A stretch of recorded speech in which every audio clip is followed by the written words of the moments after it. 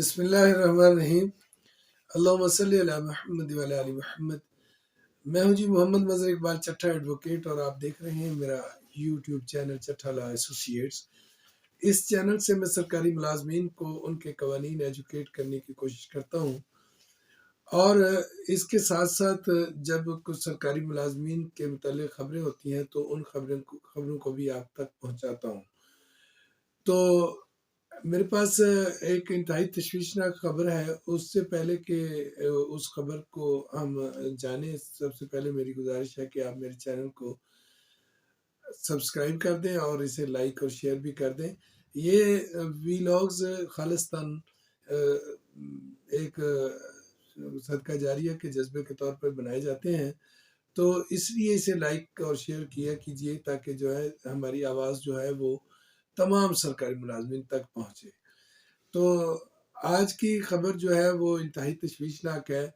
سرکاری ملازمین کے گرد شکنجہ کسنے کی کوشش کی جا رہی ہے، کبھی پینشن اصلاحات کے نام پہ اور کبھی کوئی اور باتیں جو ہیں وہ شروع کر دی جاتی ہیں۔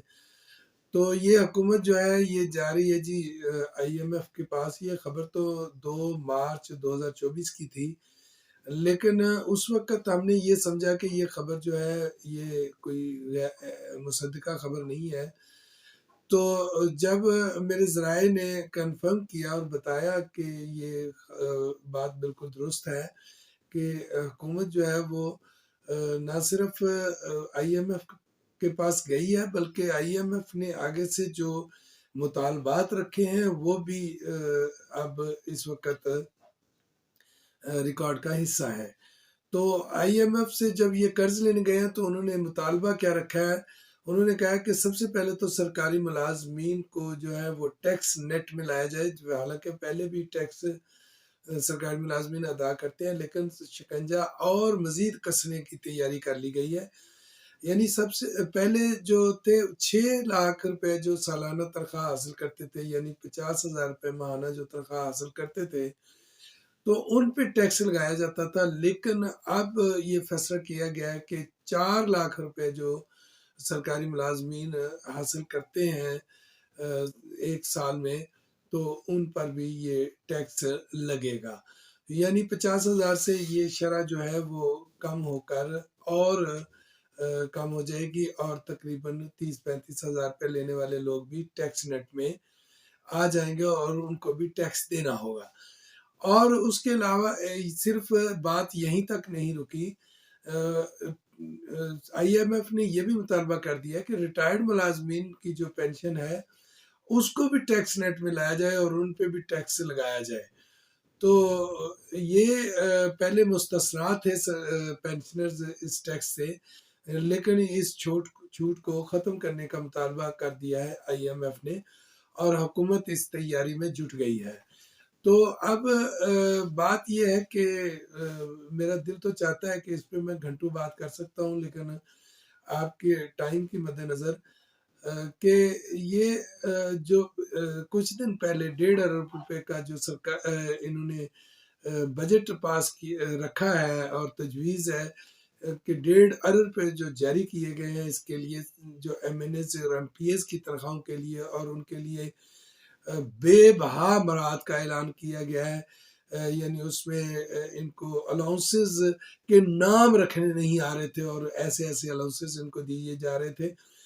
تو اب سارا نزلہ جو ہے وہ گرتا ہے بیچارے سرکاری ملازمین پر، اور سرکاری ملازمین پر اس لیے کہ سرکاری ملازمین کی طرف سے مزاحمت نہیں آتی۔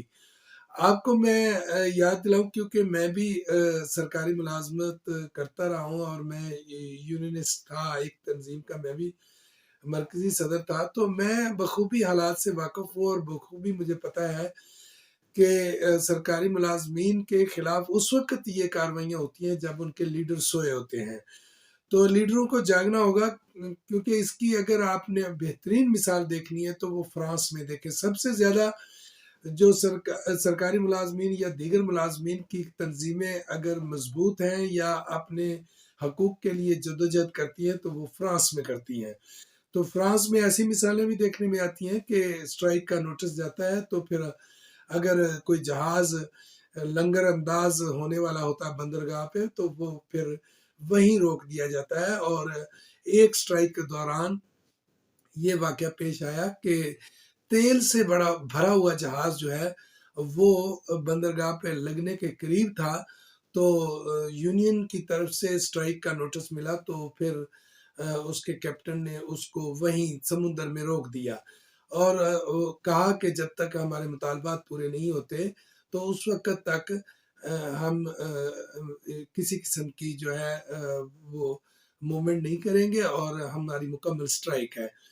تو مکمل سٹرائک کرنی چاہیے اور تمام سرکاری ملازمین کو نکلنا چاہیے۔ فرانس میں تو کئی دفعہ یہ مناظر دیکھنے میں آتے ہیں کہ تمام شعبہ زندگی کو بند کر دیا جاتا ہے، لیکن میں یہاں بات صرف ضمناً یہ اس لیے کر رہا ہوں کہ جو یونین لیڈر ہیں انہیں کچھ کام کرنا ہوگا، ورنہ یہ جو حکومت آئی ہے یہ سارا کا سارا مہنگائی کا نزلہ جو ہے وہ آپ پر ہی گرائیں گے۔ اور سب سے پہلے یہ کیا کریں گے کہ سب سے پہلے آپ کو اس بوجھ کے نیچے دبائیں گے جو کہ سرکاری ملازمین ڈیزرو نہیں کرتے، اور بعد میں کچھ اونٹ کے منہ میں زیرے کے برابر جو ہے وہ تنخواہوں میں اضافہ کر دیں گے۔